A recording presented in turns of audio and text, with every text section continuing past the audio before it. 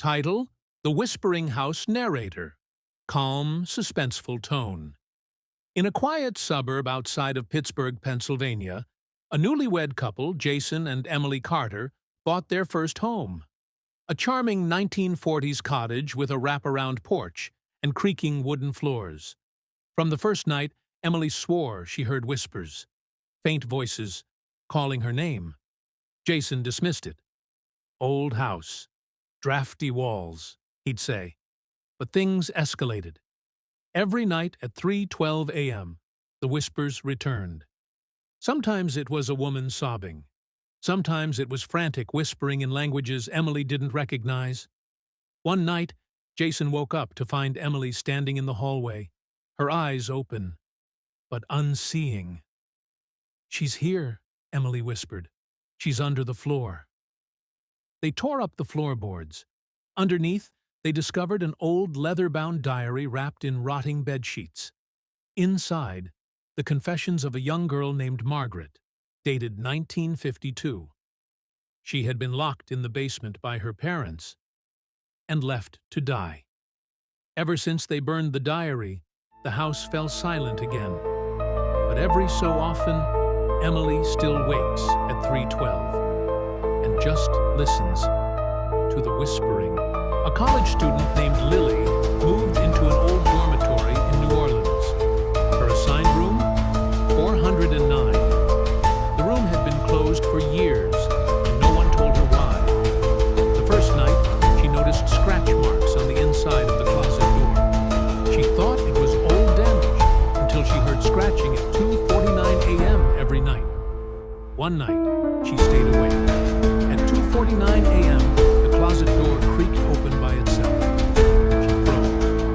Then, someone whispered her name. She ran out, screaming.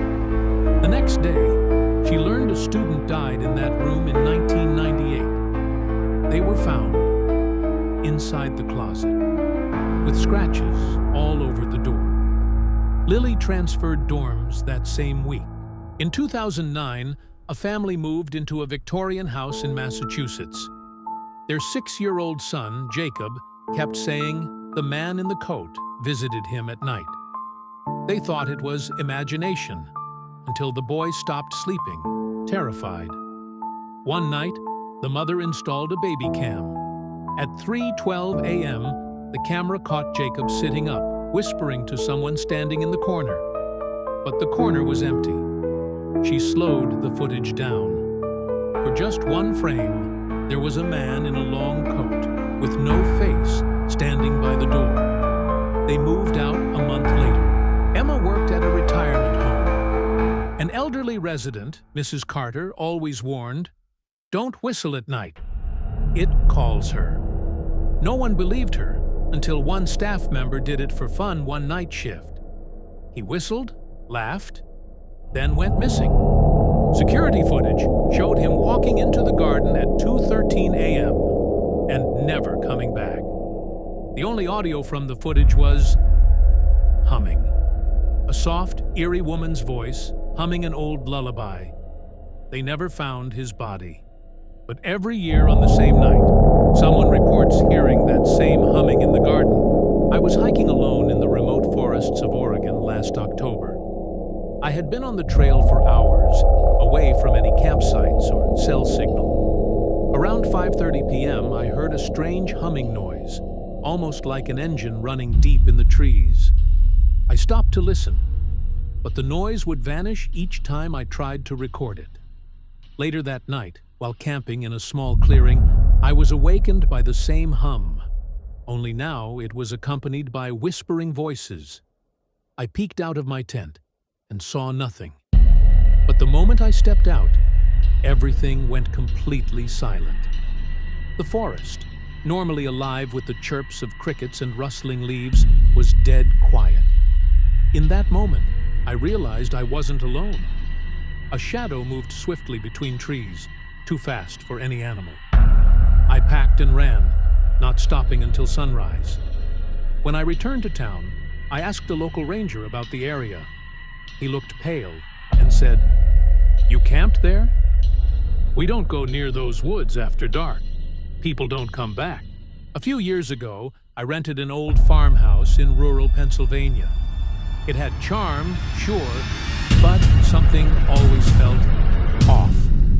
My dog refused to enter the basement, and my bedroom door would creak open every night around 3 a.m., no matter how tightly I shut it. One night, I woke up to a loud knock-knock on the front door.